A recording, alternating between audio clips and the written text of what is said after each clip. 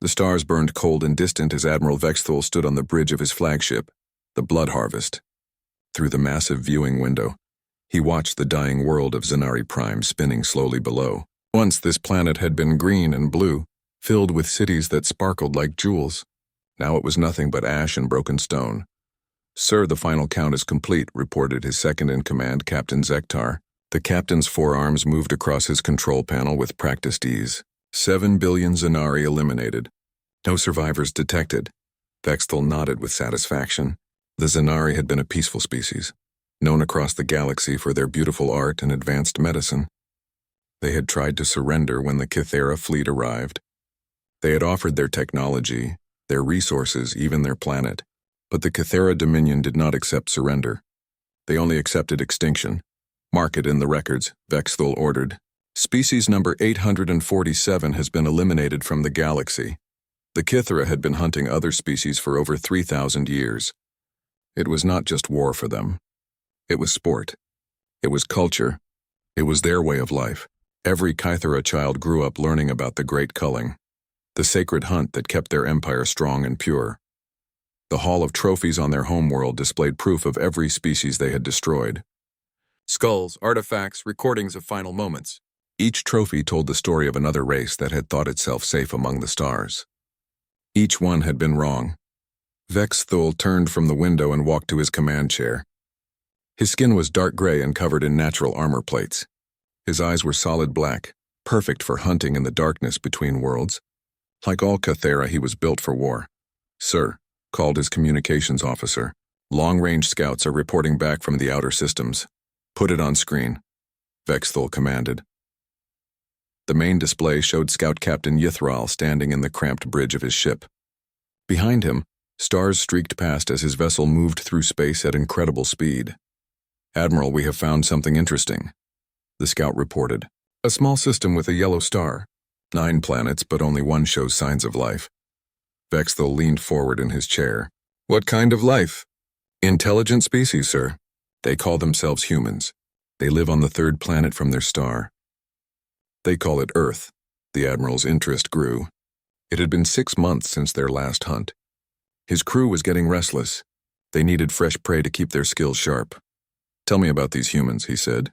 Scout Captain Yithral consulted his datapad. "They are young, sir. Very young. They have only just begun to explore their own solar system. They have sent small ships to their moon and to nearby planets. Their technology is primitive." "How primitive?" "They still use chemical rockets, sir. Their fastest ships would take them hundreds of years to reach even the nearest star. They have nuclear weapons, but nothing that could threaten our shields." Vexthul smiled, showing rows of sharp teeth. "Population? About 8 billion spread across 7 continents. They are divided into many different groups that often fight each other. They speak hundreds of different languages. This was perfect. Divided prey was easy prey. Species that fought among themselves never learned to fight together against a real threat. The Kythera had seen it hundreds of times before. "What about their military capabilities?" asked Captain Zektar. The scout checked his notes again. "Limited, sir. They have aircraft that cannot leave their atmosphere, ships that float on their oceans, ground vehicles with simple armor and weapons. Nothing that our hunters cannot handle easily." Vexthul stood and walked to the star map that dominated one wall of the bridge. He found the small yellow star that the scout had marked. It was far from any major trade routes in a quiet corner of the galaxy. No other species would miss these humans when they were gone. "How long to reach their system?" he asked. 3 weeks at standard hunting speed, sir," replied his navigation officer. The Admiral nodded. 3 weeks would give him time to plan the hunt properly. The Kythera had turned hunting to an art form. They did not simply arrive and destroy.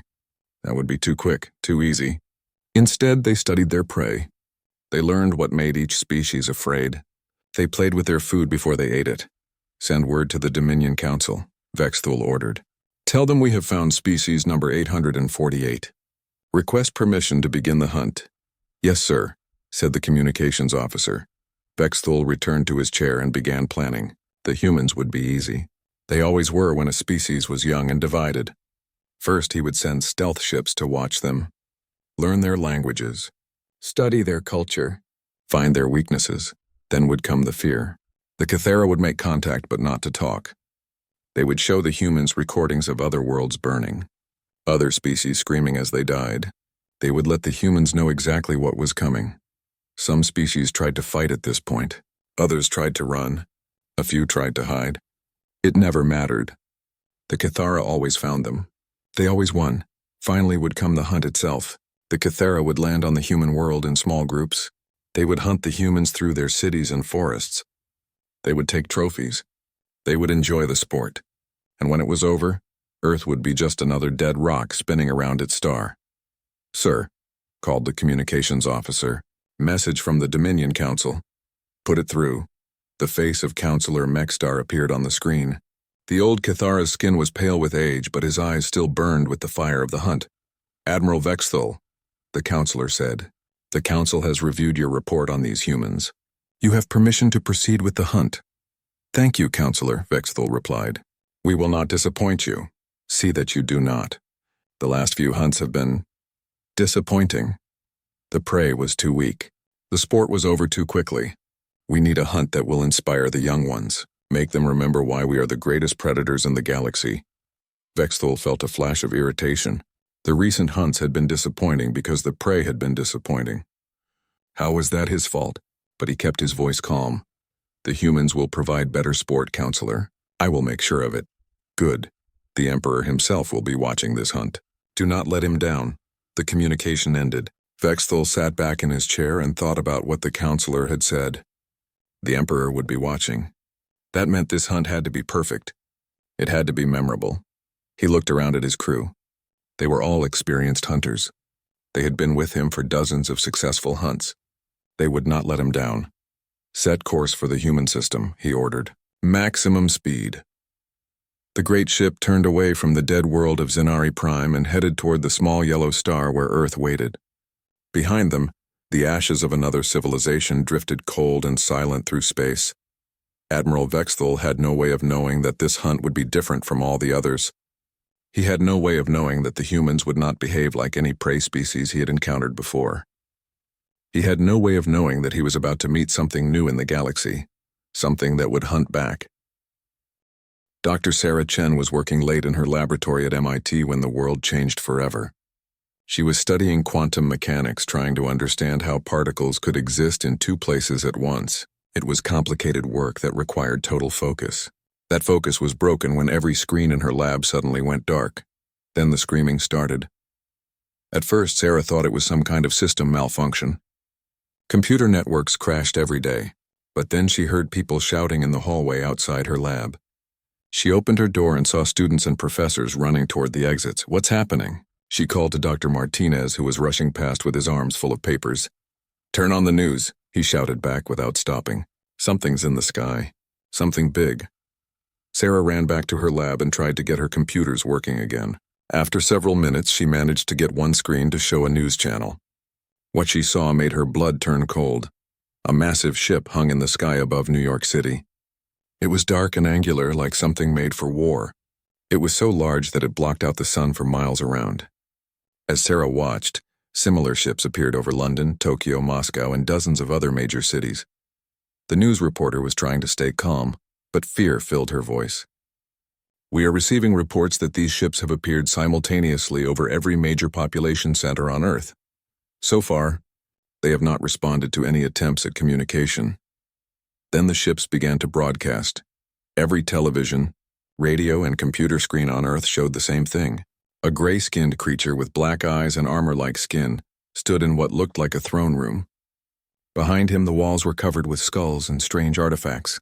When the creature spoke, his words were translated into every human language. "I am Admiral Vexthul of the Cathara Dominion," the alien said. His voice was cold and emotionless. "Your species has been selected for the Great Culling. You will be hunted. You will be eliminated. Resistance is pointless." The broadcast changed to show other worlds, beautiful planets with gleaming cities. Then those same planets burning, their cities in ruins, their people running and screaming as dark shapes hunted them through the smoke. 847 species have tried to resist us, the Admiral continued. 847 species have failed. You are number 848? The broadcast ended. For a moment, the world was silent. Then the panic began. Sarah stood in her lab watching through her window as people ran through the streets below. Cars crashed as drivers abandoned them to flee on foot. Emergency sirens wailed in the distance. The rational part of her mind was trying to process what she had just seen. Aliens were real. They were here, and they wanted to kill everyone. But another part of her mind, the part that had made her a scientist, was already asking different questions. How did their ships work? What kind of technology could translate their language into every human language instantly? What weaknesses might they have? Her phone rang. The caller ID showed General Marcus Rivera, her old friend from her military consulting days. "Sarah, are you safe?" Marcus's voice was tight with stress. "I'm fine," she said. "Marcus, tell me you have a plan." "I'm working on it." "Listen, I need you to get to Peterson Air Force Base in Colorado." "Right now." "What's in Colorado?" "Every scientist, engineer, and military expert we can find. The president is putting together an emergency response team. We need your brain, Sarah." Sarah looked out her window again. The alien ship hung motionless above the city like a dark cloud. "How am I supposed to get to Colorado?" "The aliens could attack at any moment." "They won't attack yet," Marcus said. "This is part of their game. They want us to be afraid first. They want us to break before they even start hunting." Sarah grabbed her laptop and stuffed it into a bag along with her research notes. "How long do we have?" "I don't know. Maybe days, maybe weeks. But we need to use every second." 6 hours later, Sarah was on a military transport plane flying west. She was not alone. The plane was full of the smartest people the government could find on short notice. Physicists, engineers, computer experts, military strategists, all of them trying to figure out how to fight an enemy with technology far beyond anything humans had ever seen.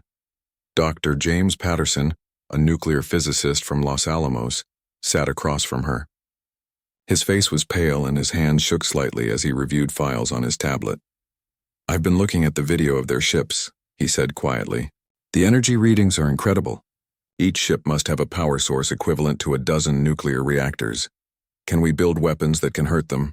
Sarah asked. "With what we have now? No chance. Their shields would stop anything we could throw at them." Sarah nodded grimly. She had expected as much. But that did not mean they were helpless. "What if we don't try to match their technology? What if we use their technology against them?" Patterson looked confused. "What do you mean?" "Every technology has weaknesses. Every system can be hacked or disrupted. We just need to understand how theirs work." The plane landed at Peterson Air Force Base just as the sun was setting. Sarah could see the alien ship hanging in the sky above Denver about 50 miles away. Up close, it was even more terrifying. It was at least 2 miles long and covered in weapon ports and sensor arrays. General Rivera met them at the landing strip. He looked like he had not slept in days, but his eyes were sharp and focused. "Welcome to Project Defiance," he said as he led them toward a series of underground bunkers. "Our job is simple. Figure out how to kill them before they kill us." The bunkers were a maze of laboratories, command centers, and living quarters. Hundreds of people were already working around the clock. Scientists studied every second of the alien broadcast, looking for clues about their technology. Engineers designed new weapons and defenses. Military officers planned for battles they hoped would never come. Sarah was assigned to a team studying alien communication technology. If the aliens could translate every human language instantly, their computers must be incredibly advanced. But advanced computers meant complex systems, and complex systems had weaknesses. She worked for 18 hours straight, analyzing the broadcast signal with every tool she could find. Slowly, patterns began to emerge. The translation system was not perfect. It made small errors that suggested it was learning human languages in real time. "They're studying us," she told the team leader, Dr. Kim Wong. "Their computers are analyzing our communications and learning how we think." "Is that bad?" Dr. Wong asked. "It could be. But it also means their systems are accessing our networks. And if they can access our networks, we might be able to access theirs," Dr. Wong finished. Sarah nodded. It was a long shot, but it was something. For the first time since the aliens arrived, she felt a tiny spark of hope. That hope was almost crushed the next morning when she woke up to alarms blaring throughout the base. She ran to the command center and found General Rivera staring at multiple screens showing cities around the world. "They've started landing," he said grimly. The screens showed small alien ships descending from the massive motherships. They landed in parks, on rooftops, and empty fields. Soldiers in dark armor emerged and began moving through the cities, but they were not attacking. They were hunting. The alien soldiers moved in small groups, tracking individual humans through streets and buildings. When they found their targets, they would corner them and study them for several minutes before killing them quickly and efficiently. Then they would take some small trophy and move on to the next target. "It's just like they showed us," General Rivera said. "They're not trying to conquer us. They're hunting us for sport." Sarah watched the screens in horror, but part of her mind was still working, still analyzing. The hunting parties were small. They moved predictably. They seemed to be following some kind of pattern or ritual. "Marcus," she said quietly, "I think I know how to hurt them." He turned to look at her. "How?" "They think we're just another species of prey. They're using the same tactics they've used for thousands of years. But we're not like the other species they've hunted." "What do you mean?" Sarah looked around the command center at all the people working desperately to save their world. Scientists and soldiers working together. People from dozens of different countries united by a common threat. "We learn, Marcus. We adapt, we change. And most importantly, we fight back." For the first time in days, General Rivera smiled. "Then let's show them what humans can do." Captain Elena Vasquez crouched behind the burned-out remains of a city bus, watching the Kythera hunting party move through downtown Los Angeles. It had been 8 months since the aliens first arrived, and the world had changed completely. The great cities that once bustled with millions of people were now empty battlegrounds where humans fought for survival. But something else had changed too. The humans were no longer just running and hiding. Elena's radio crackled softly in her ear. "Phoenix Leader, this is Eagle Eye. I count 4 targets moving east on Wilshire Boulevard. They're following the same patrol pattern as yesterday." "Copy that, Eagle Eye," Elena whispered back. "All units, remember the plan. We let them get close, then we hit them fast and hard." The Kythera soldiers moved with the confidence of predators who had never been challenged. Their dark armor gleamed in the afternoon sun. Their weapons hummed with energy that could cut through steel. They had been hunting humans for months without losing a single soldier. That was about to change. Elena watched as the aliens approached the intersection where her team had set their trap.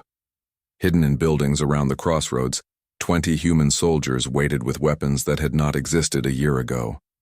Weapons built from studying crashed Kythera ships, weapons that fired energy instead of bullets.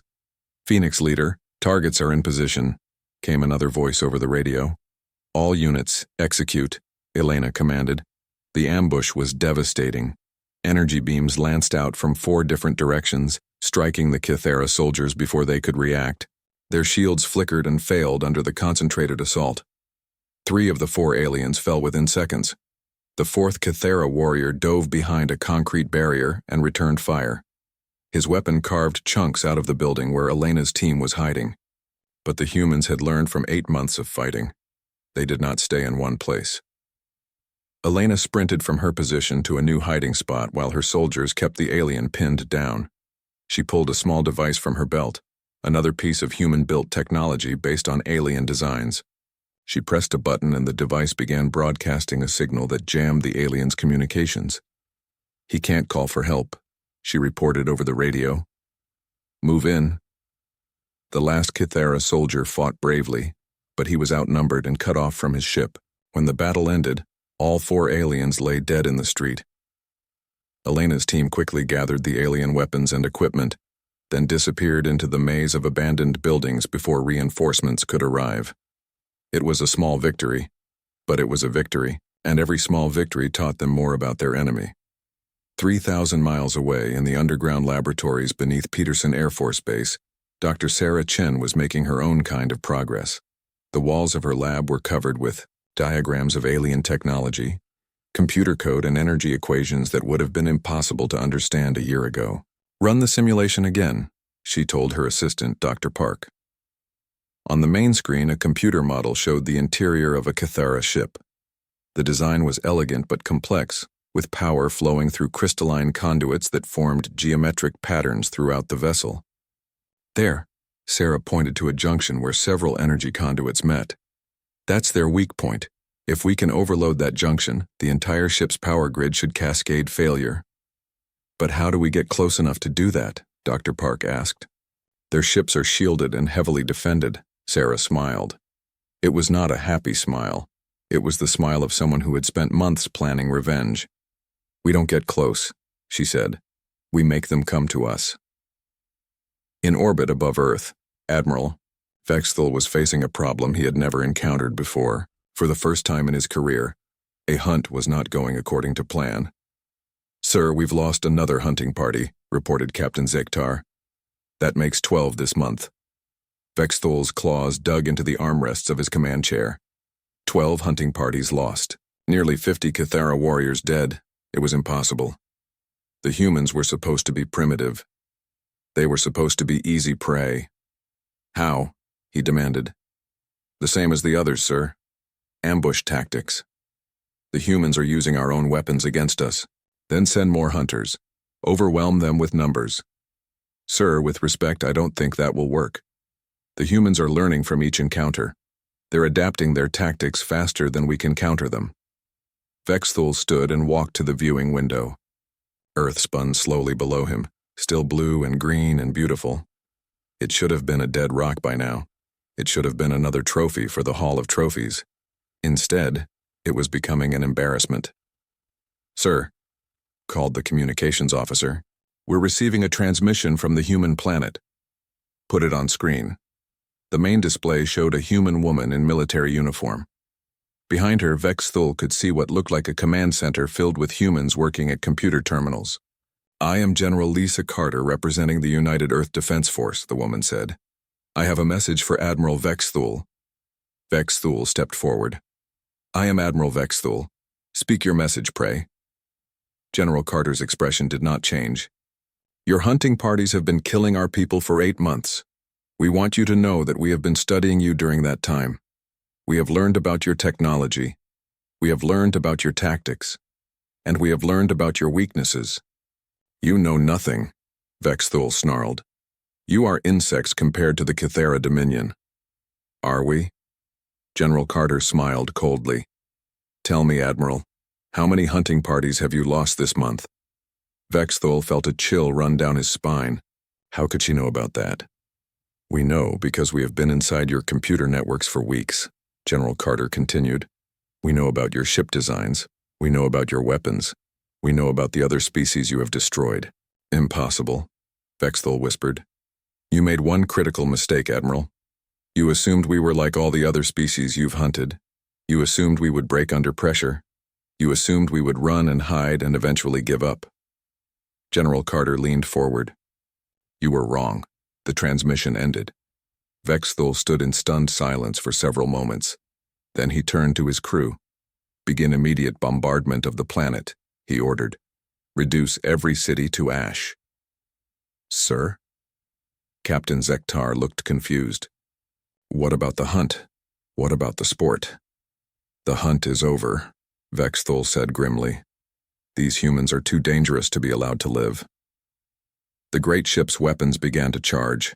Energy gathered in the massive cannons that could crack continents. But before the first shot could be fired, alarms began blaring throughout the ship.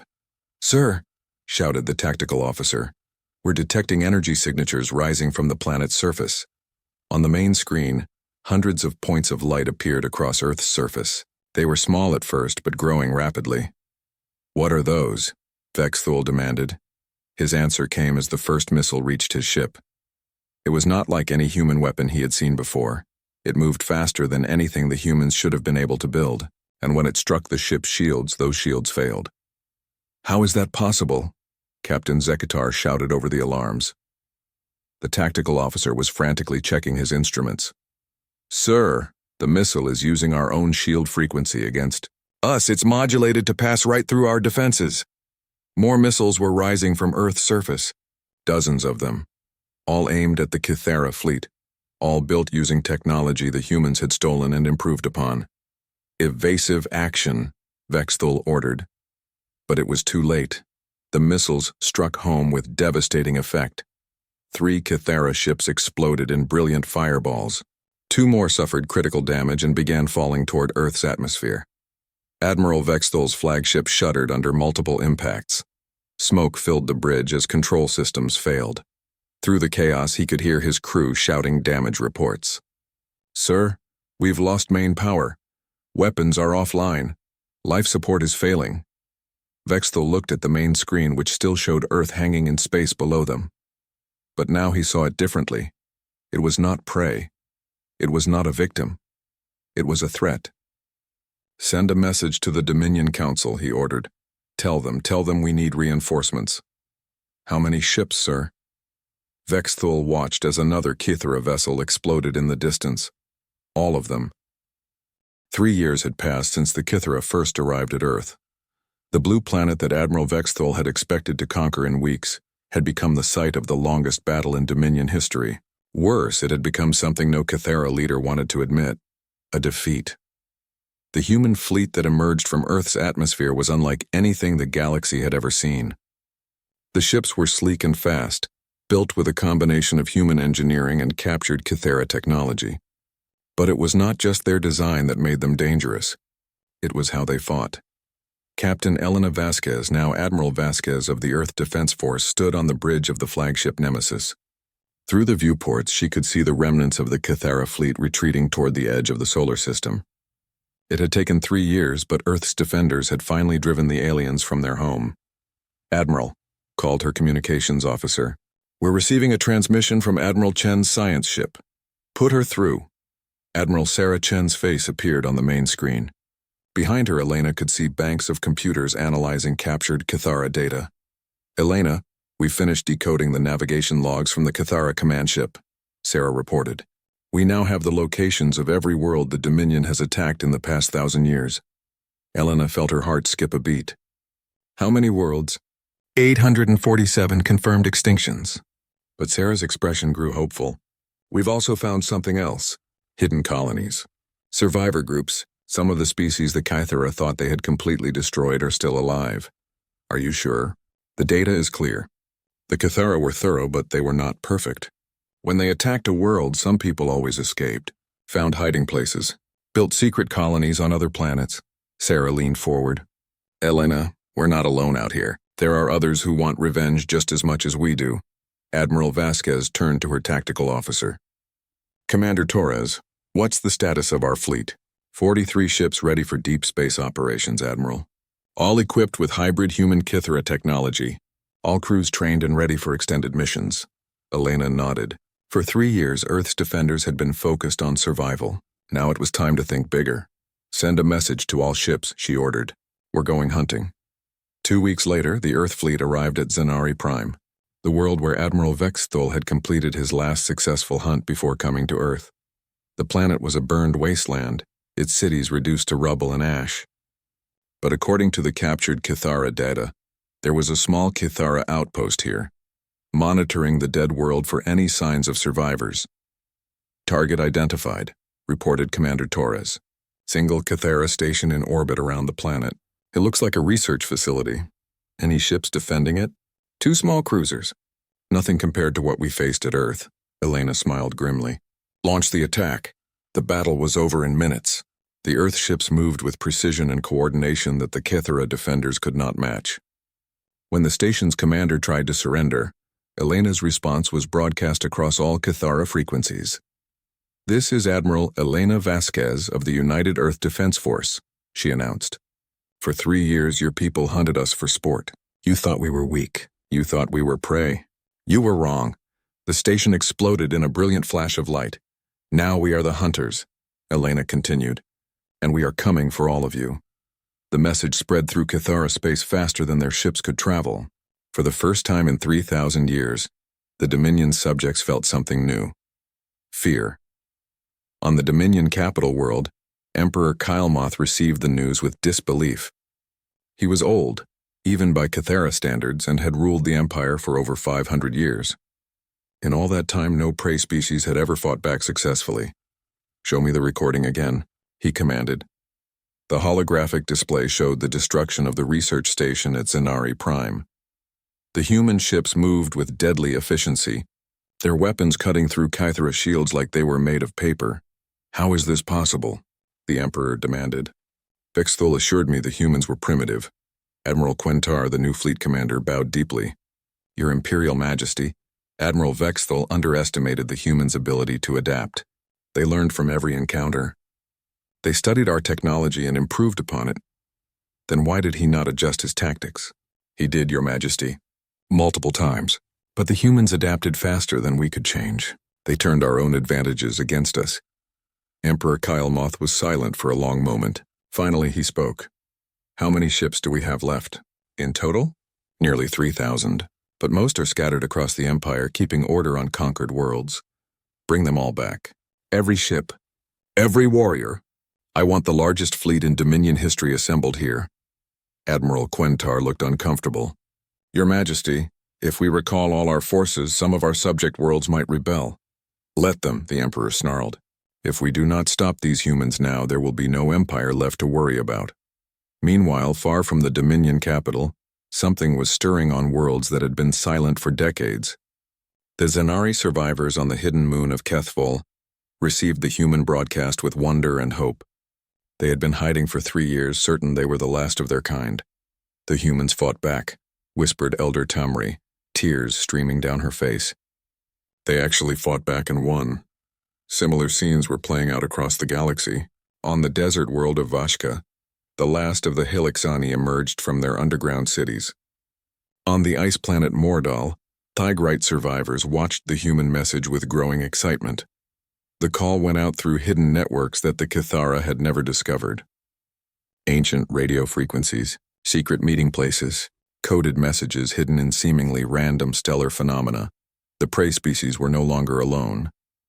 Admiral Vasquez was studying star charts when the first alien ship appeared at the edge of Earth's solar system. It was not Kithara, the design was completely different. Elegant curves instead of harsh angles, blue energy signatures instead of red. Admiral, we're receiving a transmission, reported the communications officer. Put it through, but keep weapons ready. The alien who appeared on screen was tall and thin, with silver skin and large, intelligent eyes. When it spoke, the words were translated by the same systems the humans had developed from Kithara technology. Greetings, humans of Earth. I am Commander Veltari of the Zenari Survivor Fleet. We received your message. We want to help. Elena felt a surge of emotion she had not expected. For 3 years, humanity had fought alone against an enemy that seemed unstoppable. Now, for the first time, they had allies. Commander Veltari, you are welcome here. How many ships do you have? Only 12, Admiral. We are not warriors like you have become, but we know Kithara technology. We know their weaknesses, and we know where they keep their prisoners. Prisoners? Not all species fight to the death, Admiral. Some surrender hoping for mercy. The Kithara do not give mercy, but they do not always kill immediately. They keep some alive as entertainment. Elena's jaw tightened. How many? We estimate several 100,000 individuals from dozens of species, spread across prison worlds throughout Dominion space. Elena turned to her tactical officer. Commander Torres, get me fleet status. Admiral, if there are prisoners out there, we're going to free them, and then we're going to make the Kithara pay for every life they've taken. Over the following weeks, more survivor groups arrived at Earth. The Helixani brought knowledge of Kithara battle tactics. The Thigrites contributed advanced shield technology. Each species added something to the growing coalition, but it was humanity that provided the leadership. It was humanity that had proven the Kithara could be beaten. It was humanity that had turned from prey into predator. The combined fleet that finally left Earth's solar system was the largest free armada the galaxy had seen in 1,000 years. Human ships flew alongside vessels from 24 other species, all united by a common goal, the destruction of the Kithara Dominion.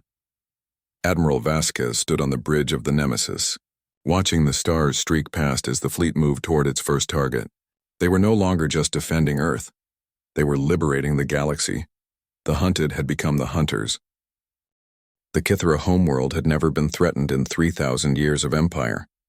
Kithara Prime was a fortress world, protected by orbital defense platforms that could destroy entire fleets.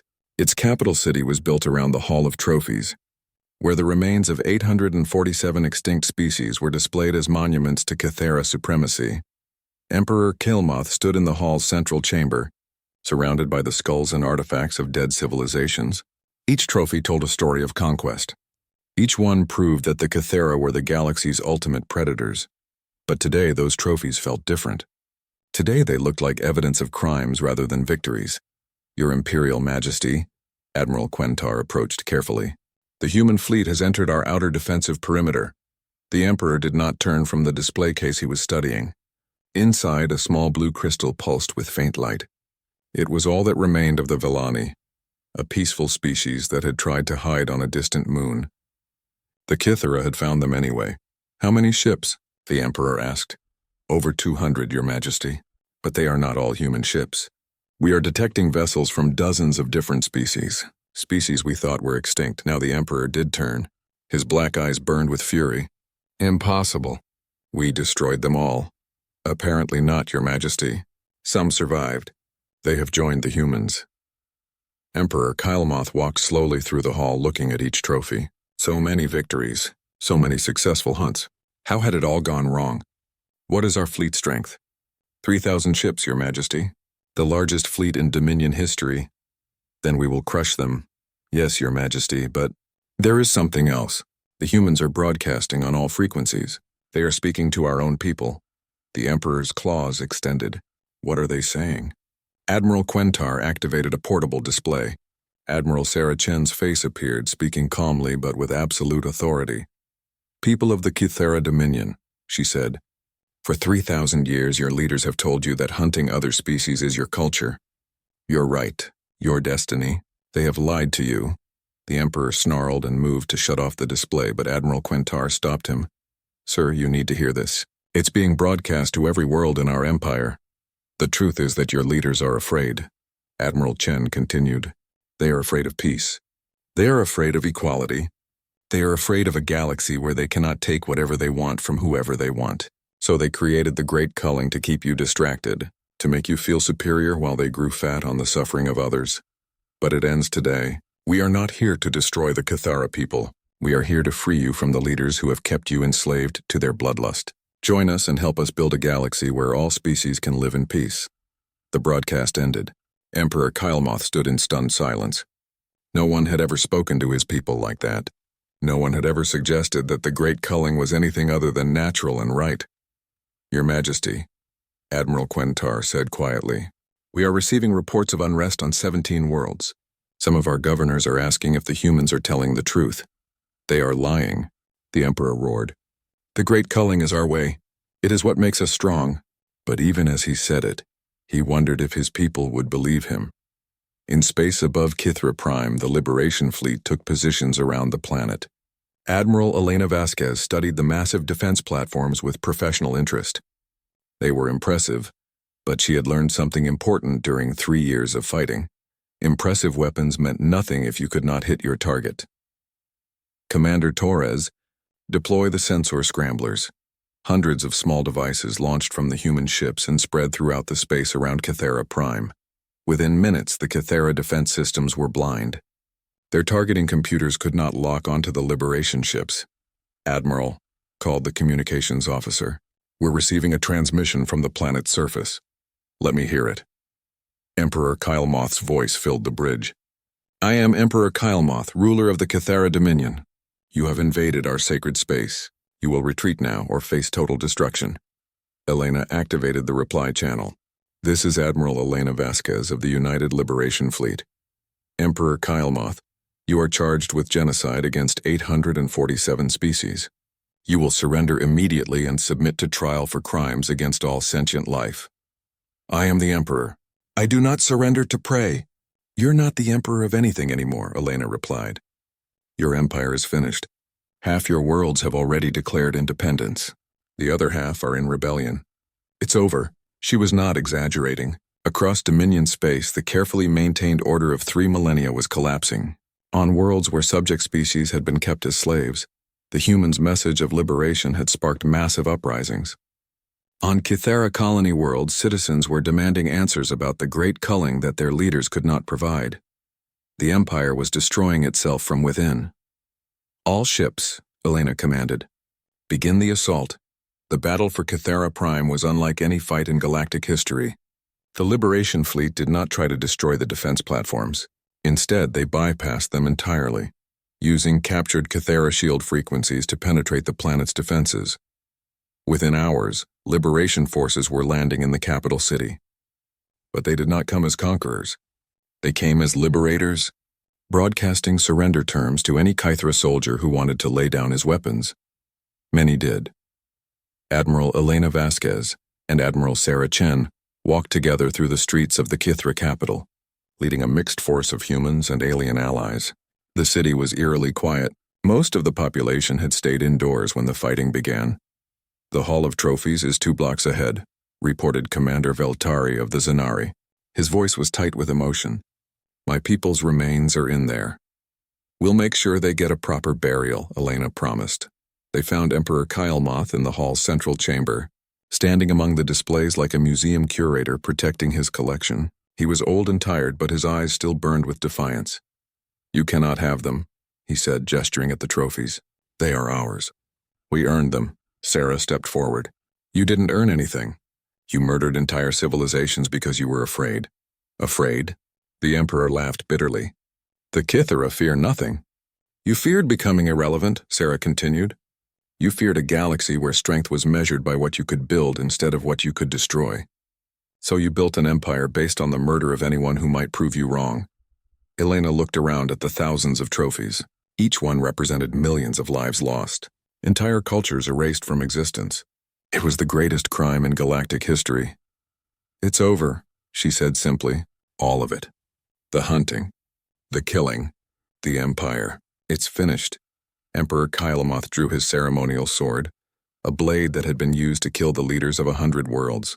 "I will not surrender to prey." He charged at Elena, but he was old and slow. Elena sidestepped easily and struck him down with a single punch. The last emperor of the Kythera Dominion fell among the trophies of his victims. 1 year later, Elena stood in the same chamber, but it had been completely transformed. The Hall of Trophies was now the Hall of Remembrance, a memorial to the species the Kythera had destroyed. Each display told the story of a lost civilization, preserving their memory for future generations. But the hall was no longer a monument to death. It had become a symbol of renewal. Representatives from dozens of species, many thought extinct for centuries, worked together to build a new kind of galactic government. One based on cooperation instead of conquest. Sarah approached her carrying a data tablet. "The last Kythera prison camp has been liberated. We found 3,000 survivors from 17 different species." Elena nodded. "What about the Kythera themselves?"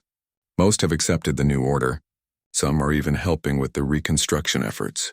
Turns out a lot of them never really supported the Great Culling. They just went along with it because they didn't know there was an alternative."